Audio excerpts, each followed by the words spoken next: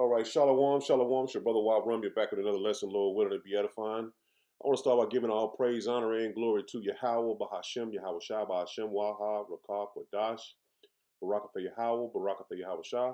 Double honors to the apostles, the elders, bishops, a great millstone who taught me the truth. Shalom to the 144,000 men of the Lord. See on the highways and byways, prophesying in the name and power of Yahweh, Bahashem, Yahweh Shah. Also in the correct doctrine. I want to send a shalom to the 1/3 men, women, and children that will escape the judgments of Yahweh Bahashem Yahweh Shah by their faith. Just got another lesson I want to bring out through the Spirit of the Lord, Yahweh Bahashem Yahweh Shah. As we see this summit in China pretty much has come to an end. A lot of major things came out of this, and one of the major things that came out of it I seen was China threatens Trump, or Babylon the Great, if you want to say it that way. They're not playing games, man. And that shows you that the Lord is. Let me get that first before I even get to the video. I got a bunch of videos I want to hit. I got about 1, 2, 3, 4, 5, 6, 7, 8, 9, 10 videos I want to play. A lot of them short, but I want to hit the scripture first before we even get into the videos, because this right here sets the stage for this lesson. And you should know these scriptures by now. This is Psalm 6 and verse 8. Just hit the point. Moab is my washpot over Edom. Will I cast out my shoe? Philistia triumphant till a vow because of me. Who will bring me unto the strong city? Who will lead me into Edom? So the Lord is using Moab as his washpot over Edom. It pretty much says the same thing in Psalms 108. Psalms 108, it started at verse 9. It says, Moab is my washpot over Edom. Will I cast out my shoe? And also, this what happened when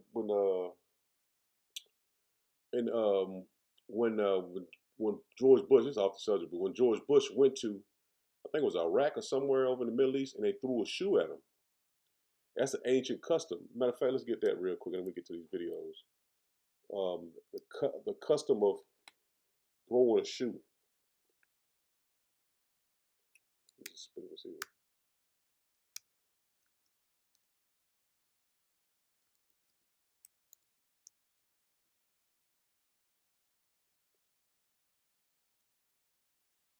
It's right here. It's right here. What I was just speaking about. They threw a shoe at George Bush. I'll just play that video real quick.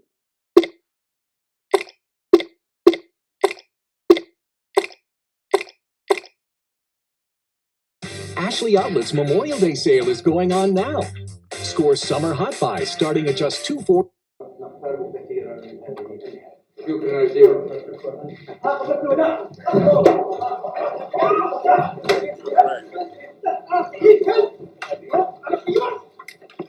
Yeah, I think he was in Iraq and they threw a shoe. Let me get back so I can find it. What's the custom? The custom of throwing a shoe.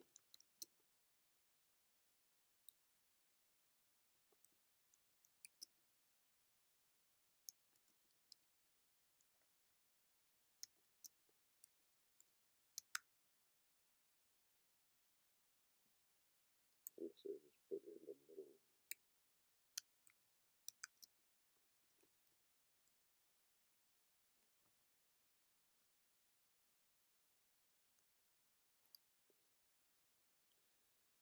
Let's see if it comes up. Shoes are associated with the foot, the lowest or most dishonorable part of the body. Showing the soul or hitting someone with it implies they are worthless than the dirt on the shoe.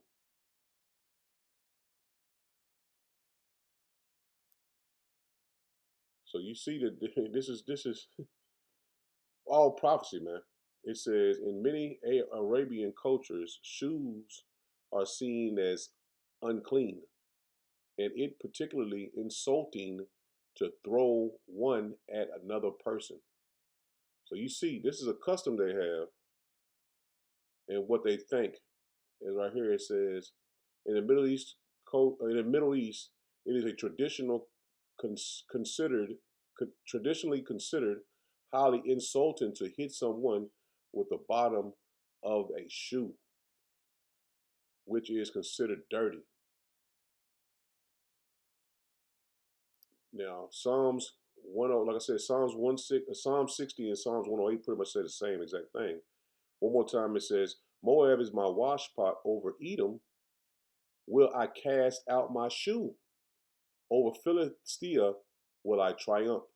Who will bring me into the strong city? Who will lead me into Edom? Now you're gonna see that this is all prophecy. And this is the Lord moving on the behalf of the Israelites, man. How about Shem Yahushua is about to return? And we're seeing prophecy come to pass right before your eyes. And let me play these videos. Donald Trump and Xi Jinping might have looked like friends, but behind the Chinese president's words was a pointed message and a veiled threat. That might sound bland and inoffensive, but what Xi means is that America is declining and China is rising. That's the change he's talking about. And the first time he used that phrase in public was in Moscow in 2023 when he met his friend Vladimir Putin.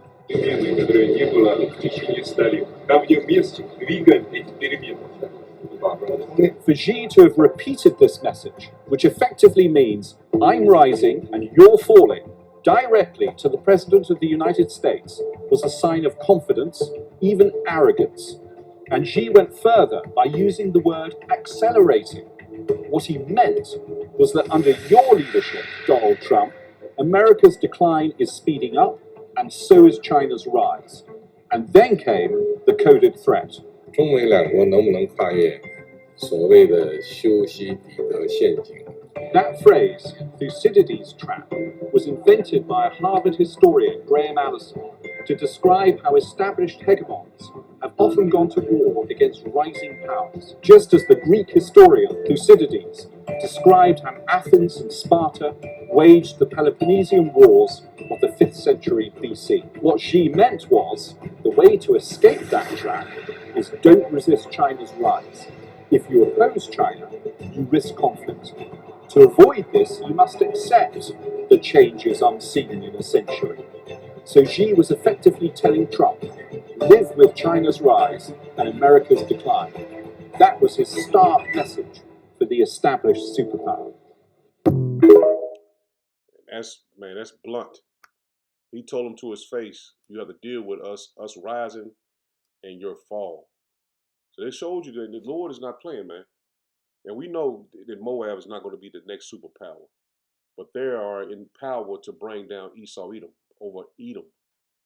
As you see, it seems like all top U.S. officials are scared of Xi and very nervous in his presence.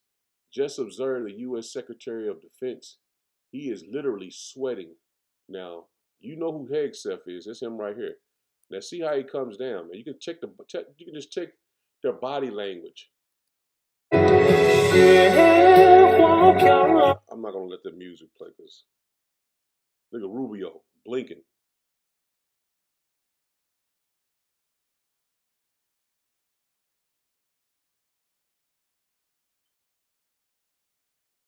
You can tell. Look at Hegseth didn't move his head, but Rubio did. And look how I'm staring at I forgot his name, but he's a small cap. He's shaking all their hands. They look nervous, man. They look out of place.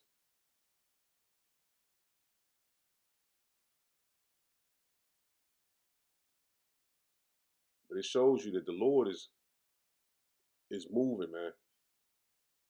You would have never thought that they would go over there and be that afraid. And not only that, they speak so boldly over here, but when they get into the atmosphere or surround someone that's the same power or even powerful than them, it changes, man. That's like somebody in the hood when you get around your partners and shit. You don't got in a beef with somebody. You talk all this shit around. your partners, but when you get face to face or close to the dudes you got beef with, you say this, oh man, we ain't got no beef no more. It's over. We squashed that. So this is how Esau looked when he got around pretty much his adversary. But check this out. Michael, I want to get to this issue of Taiwan though, because Sure. Xi gave Trump essentially a warning, and you say they used a very nasty term. So what did they say, and why didn't we hear that in translation? The phrase in Mandarin is "gao huai." Gao is a word we can't say on family television. Let's just say the word screw. And then huai means bad or screwed up, let's put it that way. So that's what Xi Jinping said in Chinese. And the Chinese in the room and who are watching it in China, they can nod their heads. It's a warning to Trump. But I noticed several phrases like that, when they're translated into English, they're softened, they're made more sweet. It turned into "don't mess it up." That was the English language translation. And we have that word hegemon that's been used a lot. America's a bad hegemon, going to decline. Well, when that was first translated to Kissinger and Nixon, the word hegemon, ba in Chinese, ba was said to be leader, which is very different from a tyrant. So these translation games, I think President Trump is wise to that as well. So he was basically, they just talking shit to his face in their language. And they didn't really have a clue what they were saying or how they were saying and expressing it, because they don't show expression. You can see this guy Xi, I can't keep fucking his name up, but you see that these Chinese, they don't show emotion, or they don't wear their emotions on their sleeve as the West does. They express themselves by just saying it, and that's what they mean. Man, we are in the time like never before, the end of the world, man. Who would have ever thought that we would be here prophesying the word of the Lord at the end of the world? Now, they're continuing on these videos showing you that we are at the end, man. World War III is at the door. China's president said something to Donald Trump yesterday that you may have missed, and it was an extremely aggressive statement about China's view that it is on the rise and America is declining. Let me explain. Xi Jinping made reference to something called the Thucydides trap. It's an obscure idea from American political science, and it seems like it might be an odd thing to come up between the leaders of two enormous and powerful countries, China and the United States. And the answer is it's Xi's way of expressing his belief that China's rise is inevitable and that the United States needs to accept, essentially, that Chinese power is going to surpass American power. And it's a way of warning that if America doesn't accept this, that war is borderline inevitable. The idea of the Thucydides trap comes from a scholar based in the United States named Graham Allison. And the basic idea, which comes from the Peloponnesian War, fought many thousands of years ago between Athens and Sparta, that whenever a rising power, in the modern context, China, confronts an established power, the United States, war is almost inevitable. And the reason why the Chinese leadership, and Xi in particular, likes the work of this scholar, Graham Allison, is because Allison argues that essentially the way to avoid the war is for the established power to accommodate the rise of the rising power. Again, in this case, China. Allison also had a piece just before the summit essentially floating the idea that the United States might make concessions in its approach to Taiwan during the course of the summit. So you can see why Graham Allison is popular with Xi Jinping, and you can see why this Chinese leader is summoning the ideas and rhetoric of this American political scientist to make his case to an American president that China is rising, the United States is declining, and if the United States wants to avoid war, we need to accept those facts. It's a very, very aggressive overture. So they're telling them we're rising and y'all are falling, man. You can't be more blunt than that. Because if you speak like that, you better be able to back it up. And now DT's his body language has changed, man. And you can see how his body language changed there. But on the ride back, you can tell he don't really want to fight anymore, man. Because they told him, don't fuck this up for the most part, man. Now, they asked him about Taiwan 3 times, and he had nothing to say. How were your talks, sir? Great. Did you talk about Taiwan, Great place. Mr. President? Incredible. China's beautiful. 特朗普总统说谈得很好。Did you talk about Taiwan, Mr. President?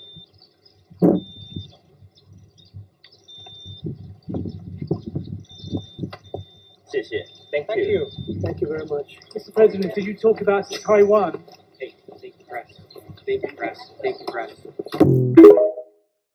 And you could tell by his body language, he was very nervous, man. It was like somebody was looking down on him, just showing you better not say nothing wrong, like somebody was bullying him when he always been a bully, and he looked like he was out of place, man, like he didn't want to be there. Continuing on. Trump has finished his meeting with Xi Jinping, and the U.S. got absolutely embarrassed. It started off poorly. Whenever Trump arrived in China, Xi was not even there to greet him at the airport. And then there was whatever this was that Xi just kept walking through. Trump spent the whole time literally trying to just suck up to him, even him now keeping his head down. And right here, he goes on to start talking. Xi just doesn't care. He doesn't care. And then in a very subtle power move, they walk past Chinese troops, and Xi stands on the outside, forcing Trump in. Even on the initial handshake, Trump's come in to pat it. Xi just doesn't care. He's like, let go of my arm. Even just subtle face expressions and his body language right here, you can tell that for the first time ever, I saw Trump kind of be submissive. Whether it was handshake pats, walking with his head down, this was not the usual Trump, which is talking, which is loud, which is in the dominant position. By the way, the Chinese newspapers didn't even have it on the headlines. Trump also brought with him 30 of the biggest CEOs in American companies trying to strike a deal with China. Comment your thoughts, follow me for more. Yeah, that shows you, man, the way he boasted about the power he has, from the military might to the business to money to the greatest economy, the best everything, man. He didn't display that there. He was very humble, and that's wild that we can look at this and see that he was humble for the first time I've ever seen him. Now check this out. As the camera shut off, Xi Jinping laid into Donald Trump and he issued an urgent warning. Don't you dare for a second think that you're going to help Taiwan.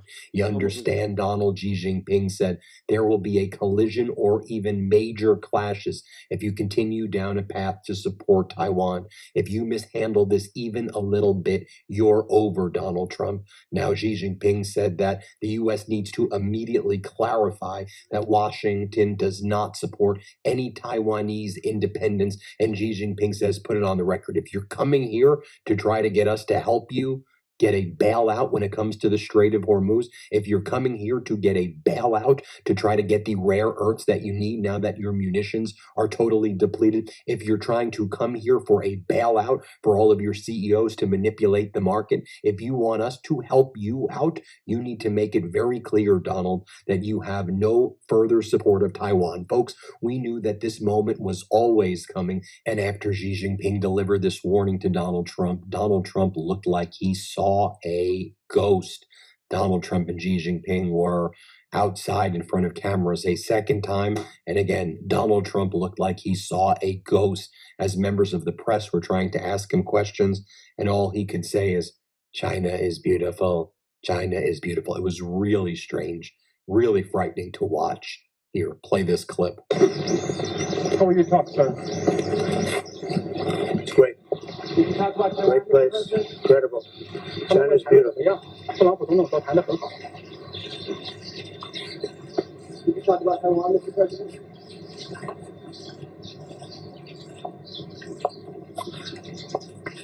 Thank you. Thank you very much. Mr. President, did you talk about Taiwan? Thank you, press. Thank you, press. Thank you, press. Okay. And get this, China's foreign ministry spokesperson Mao Ning put out a statement on behalf of Xi Jinping, telling the world precisely what Xi Jinping warned Donald Trump about. Here's what China's spokesperson said. President Xi stressed to Donald Trump that the Taiwan question is the most important issue in China-U.S. relations. If it is handled properly, the bilateral relationship will enjoy overall stability.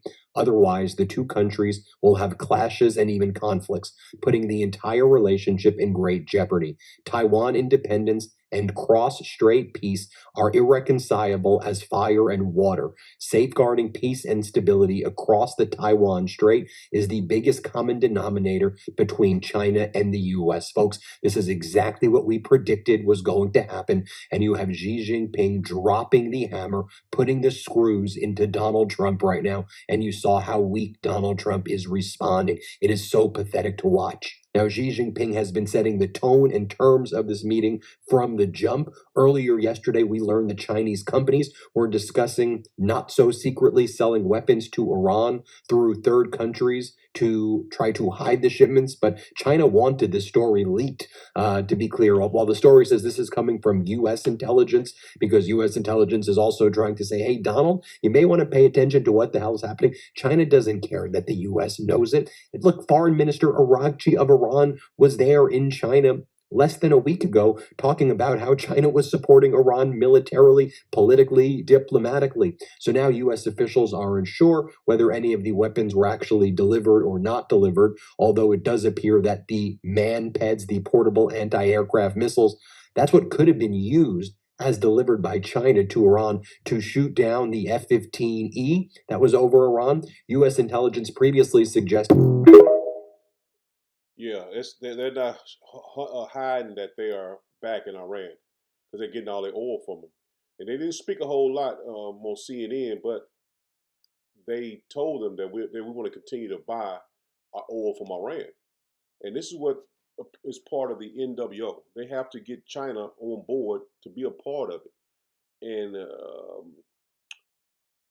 Iran, pretty much them buying the oil from Iran is the missing piece. They got to get, that's what they're trying to get them into the NWO. And this is what's going to cause the missiles to be flown from one end to the end of the earth to the other end. You know, I can't say exactly how it's going to happen. Just through the spirit of Yahweh Bashem Yahweh Shah, we seeing the big playmakers being put in place for that day of judgment to come. And we can see that through the spirit of Yahweh Bashem Yahweh Shah, we're at the door. So, you know, I can't say how it's going to pop off or what's going to make it do, you know, it's just something that we know through the spirit that the big players are in the ball game now. You know, for a while you couldn't see the big ball players that, you know, was going to make Babylon a lake of fire. We couldn't see them in the fight yet. Now we're starting to see the big players in the fight. Now the Chinese are not stupid. That's the point. He's boasting and bragging and talking over here on the West, but when he gets over there, it's a different story, man. So check this out. This is just like clips from August 9th, 2019, April 2025, and May 2026. One thing I have to do is economically take on China, because China has been ripping us off for many years. Somebody had to do it. I am the chosen one. So I'm taking on China. Right now, China's paying a 104% tariff. Think of it, 104%. They've ripped us off left and right. But now it's our turn to do the ripping. Such respect for China, the job you've done. You're a great leader. We're going to have a fantastic future together. The great delegation, they're here today to pay respects to you and to China. And they look forward to trade and doing business. You see how his tone changed, man. See, you can't go over there and taco out, man. This is the real deal, man. This is the real deal, man. This is what's gonna cause World War III to happen. DJT. Now, Mark Rubio says China has clear plan to surpass the U.S. as world most powerful country. Now, he was blinking and shaking over there, but now he gets on an airplane, he's boasting and puffed up with pride, saying that I'm gonna let the video play. My read has been what I think has been for a while, and that is China has a plan. I mean, they clearly view themselves, they believe they will be the world's most powerful country. They'll surpass the United States, and they have a plan to do it. and they're executing on that plan. And I don't blame them. If I were the Chinese government, I'd have the same plan. We, on the other hand, don't view it that way, and we don't want to see anything. We're not trying to constrain China, but their rise cannot come at our expense. Their rise cannot come at our fall. So there's an area where we're just going to have a difference of opinion. But my view of them and of the government in China is they're very confident. They have a plan, and they're trying to execute on that plan, which is fine. I understand that from a nation-state perspective, but when that plan is in conflict with the national interest of the United States, we need to do what's right for the United States. And that'll come up on this trip, but more importantly, that'll be a feature of this relationship for a long time. So I think that's before the meeting. But he said that China can rise because of their fall. How else will it? How else would they rise? How else would they rise unless you fall? Just like our kingdom, it can't take place or be in power unless Edom falls. And Mark Rubio is an Israelite, man. He's from the tribe of Manasseh, but he is an Israelite, man, and he doesn't have a clue what's going on. He feels like he's an American, not knowing that what he's speaking about is what's going to cause Babylon to be brung into war and never exist again, man. Now, everyone knows the power that China has because they haven't had to use it. They haven't had any skirmishes or any war, any conflict, just a little here and there, but it wasn't having to bring their military might out and bring their missiles out to an extent that they're going to do against Babylon the Great. Now, check this out. If we went to war with China, we would be obliterated because we can't stop any of their technology. They have way more hypersonics. They have way more ballistics. They have, of course, nuclear, but they also have massive drone production. We are unbelievably far behind. In the last week, the administration had meetings with GM and Ford about converting some of their auto plants into producing military equipment. Now, that's pretty unusual. That has not happened since World War II. U.S. has not asked for a domestic automaker to retrofit their factories to produce munitions. These Patriot missiles that we have that made us like this great power since the 1990s. We have the Patriot missiles. We knock anything down. Totally obsolete. Contractors are still selling us Patriot missiles. Here's the problem. What the Iranians just proved is that you don't have enough Patriot missiles to stop us anyway. So all you need is more missiles than the Patriots. It takes 3 to 5 Patriots to knock down one missile. So we're shooting them up at an incredible rate. I think we've burned through half of our entire Patriot supply in the first 6 weeks of this war. The THAAD missile detectors, those radar detectors, no good because the Iranians took those out too. I think they destroyed 3 of them. Those are $1 billion a piece. But that's not even counting hypersonic missiles. Patriots don't take out even one of those. They can't hit them at all. THAADs can't even detect them because they come in so fast. Wow. Aircraft carriers, Iran just proved, are obsolete. Totally obsolete. So they have their warfare is obsolete, man. The way they wage war on weaker nations is obsolete because, like he just said, Iran has weapons that can't be detected by their Patriot missile or THAAD missile systems. So what they've done, they've aged out their military might, their military power, because everyone has been brung into the ball game of supersonic missiles, man, hypersonic missiles. I spoke on, but yeah, they have hypersonic missiles now, man. So you have all these THAADs and aircraft carriers and warships. That's old warfare. That's old warfare. Old war power, man. I say it like that. That's old military might. That has no. They drones and different robots is on. That's the new wave, man.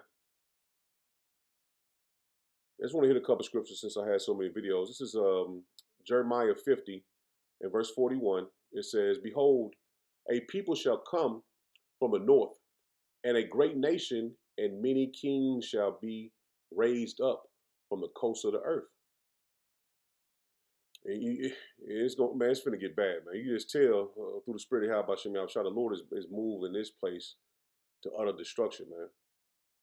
And you got to think, man, all this hatred and that Esau displays against Jake, taking him out of the military, taking him out of these high positions. It's a reason why we are who we are, because we are the chosen people of the Lord. And the Lord is having Esau do it on the left-hand side to break all the military minds that have understanding of warfare, moving them out of the way. to boost him up with pride to bring him down, man. This is you can't tell me this ain't from the Lord, man. Verse 42 it says, "They shall hold the bow and lance in the lance. They are cruel and will not show mercy." See, the missiles that they have, when they shoot the missiles, they're not showing mercy, man. They're not going to say, "Well, we'll sign a treaty." Now that's over with, man. You had your time to make peace. Now it's nothing but war. It said, "Their voice shall roar like the sea, and they shall ride upon horses." Talking about the missile power, man. That horse symbolizes that power that these missiles gonna be using, man. When they shot from one end of the earth to the other end, man. It says, "Everyone put in array like a man like a man to the battle against the daughter of Babylon." See, we're not talking about the ancient Babylon. It's talking about the daughter, which is Babylon the Great, Mystery Babylon. And we are in Mystery Babylon, America. It says the king of Babylon, which DJT is the king of Babylon, have heard the report of them. See, they told him, "Don't fuck this up, man, because we're gonna have conflict with you."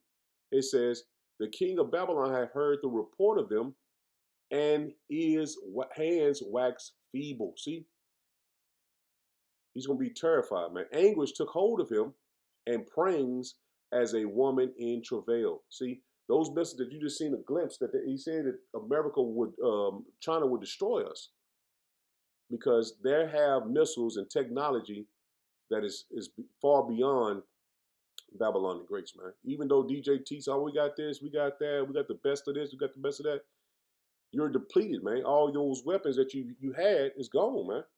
You used them all up. Now you use all your weapons up. Now these other nations, the big nations, the superpowers are ready to get in the game, man. This is Jeremiah 51, and dropping down to verse 33. It says, "For thus saith Yahweh Shem Yahushua of hosts, the power of Israel, the daughter of Babylon is like a threshing floor." See, it is like a threshing floor. It is time to thresh her. This place is set for judgment, man. And we're at the door. "Yet a little while, and the time of her harvest shall come." So this place is going to receive judgment, man. It ain't going to be long out, man, 2030, man. We at the door, man. New Living Translation says, "This is what Yahweh Shem Yahushua of heaven's army, the power of Israel, says, Babylon is like wheat on a threshing floor, about to be trampled. In just a little while, her harvest will begin." That's judgment, man. Good News Translation says, "Soon the enemy will cut them off. It's like it will cut them down and trample them like grain on a threshing place." Damn.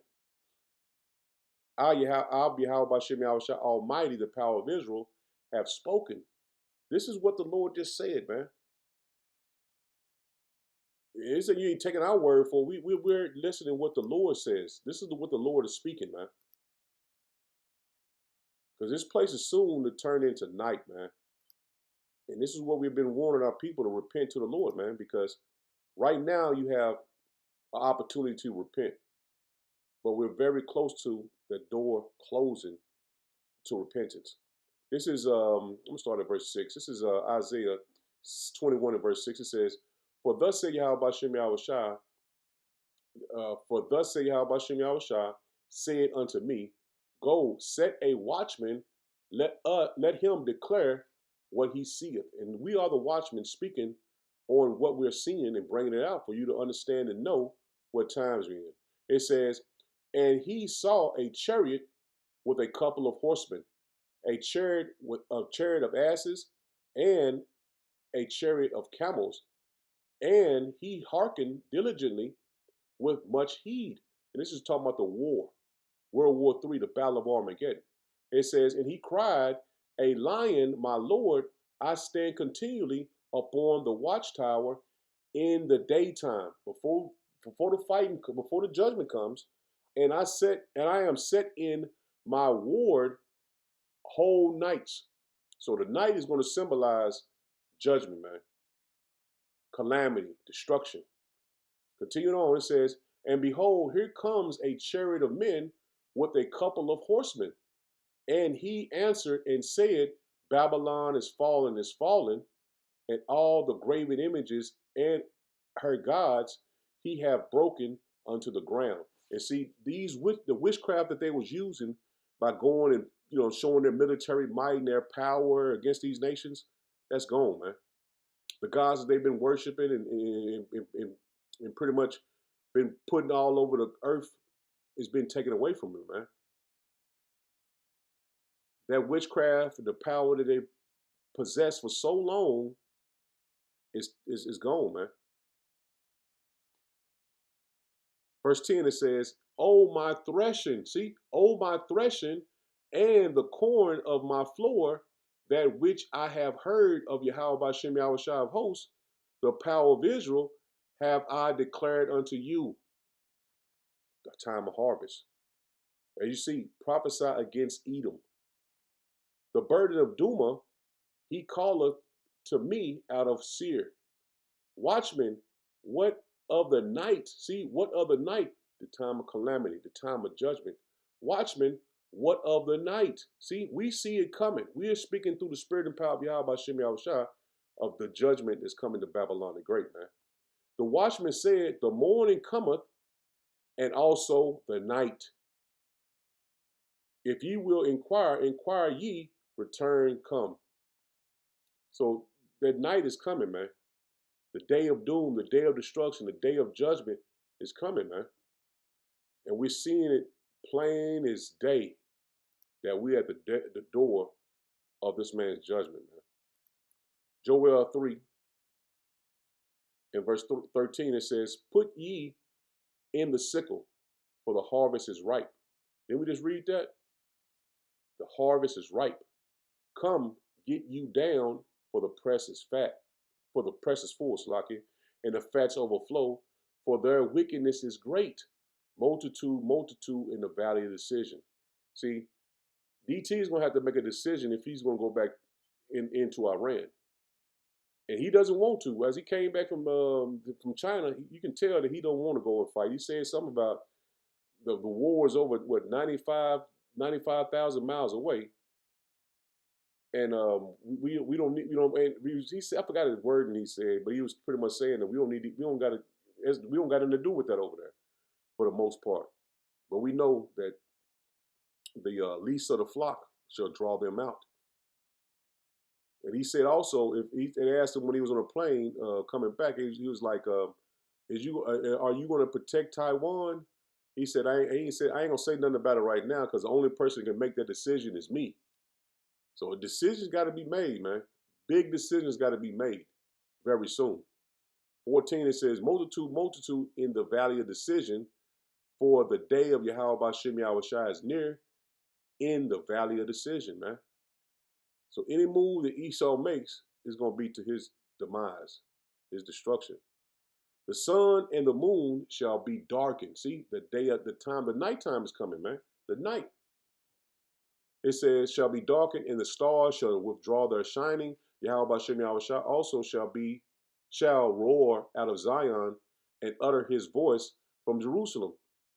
The heavens and the earth shall shake, but Yahweh Bashem Yahushua will be the hope of his people and the strength of the children of Israel. And that's what you need to know, man. So repent and return to the Lord, because the Lord is our strength.